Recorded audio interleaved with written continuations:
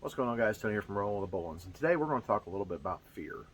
Fear of becoming a full-time RVer. Some fears a lot of people have addressed to us and concerns about being full-time RVers. So today, try to shed a little light on a few of these fears. Maybe you might be some of those people who are suffering from those fears. So, if you are, maybe we can work through these things and get you guys out here enjoying this wonderful life of full-time RV.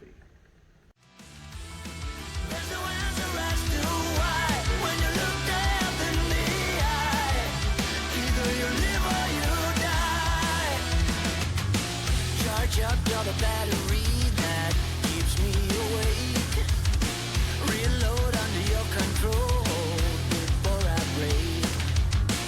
Killing frustration, have to do it all to survive the nightfall. When you fight against the tide and you're about to lose your mind, it's easy to cross the line.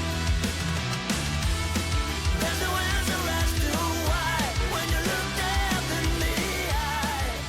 Either you live or you die.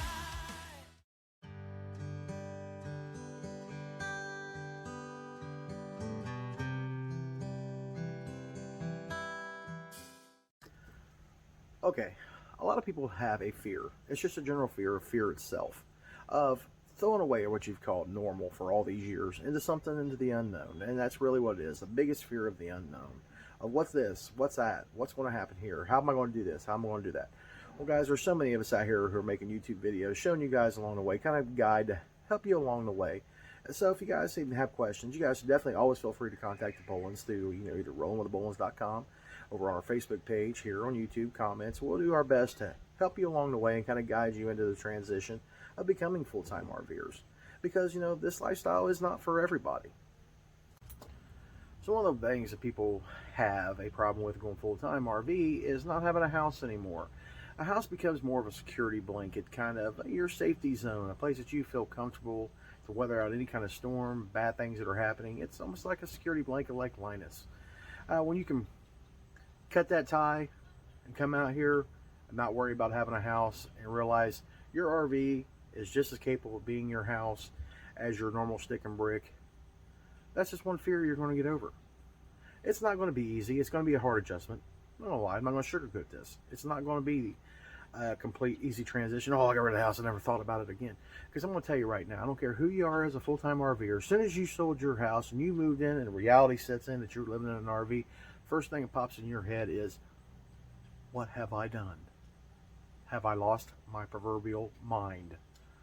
But as a couple weeks go by, and you start seeing all the pluses, for being out here, enjoying life, living the way you want to live, not living in fear, it becomes normal. It becomes something that, you can just count on, just like your house, what you've counted on for years. And let me tell you, there's a great, big, beautiful world out here. A lot of people are in fear of what others may think when they decide to go live full-time in an RV. Well, here's the thing about that. You really should not let other people's thoughts, feelings, dictate what you want to do in life. If that's a fear, you should really get over it. For the simple fact is, it's your life. It's your life to live, not theirs, yours. Yours and yours alone. Do what makes you happy. If it's happy driving around the country, staying places, going places you've always wanted to go, and living your best self, who cares what other people think? So don't let that fear stop you of what they're going to think, because here it is. A lot of people either are jealous that they can't figure out how to go do it, or they just don't generally understand the whole idea, the whole concept of this, the whole lifestyle like this.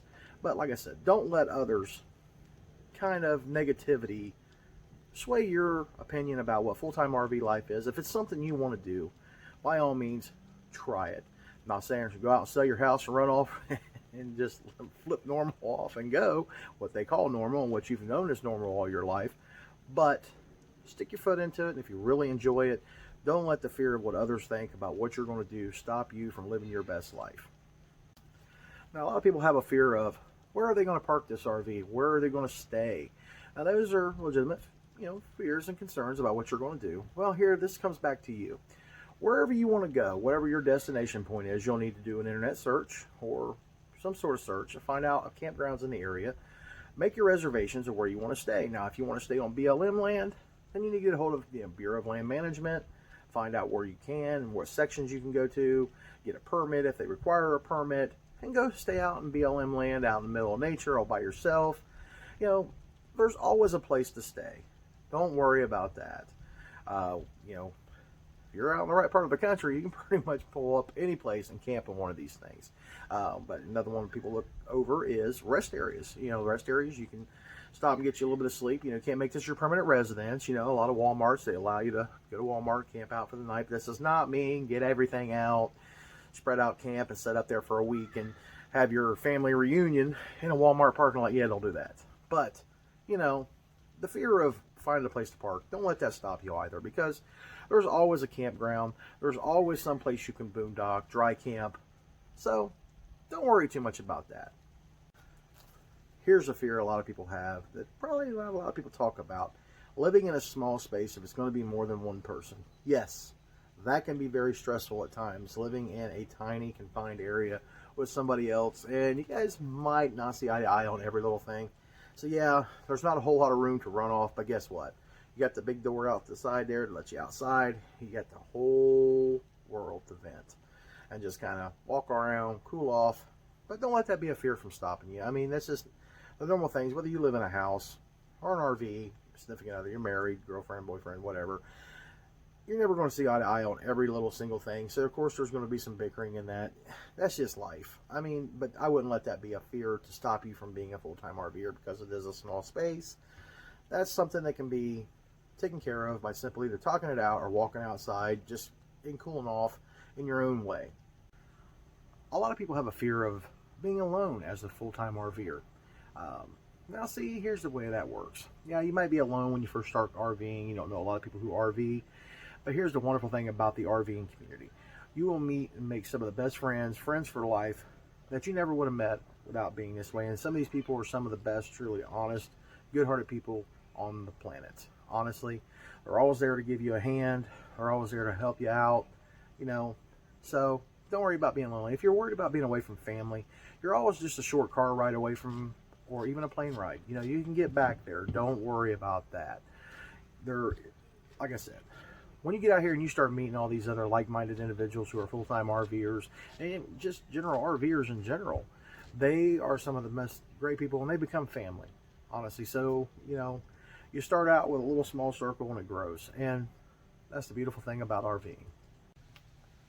A lot of people have a fear that they can't handle the stress, the things that could happen en route, you know, malfunctions, things of that nature. Well, here's the way I'm going to put this. If you cannot kind of work through an issue, if you just simply cannot do that, then RVing will not be for you. I'm just not going to sugarcoat that at all. I'm just going to put it out there.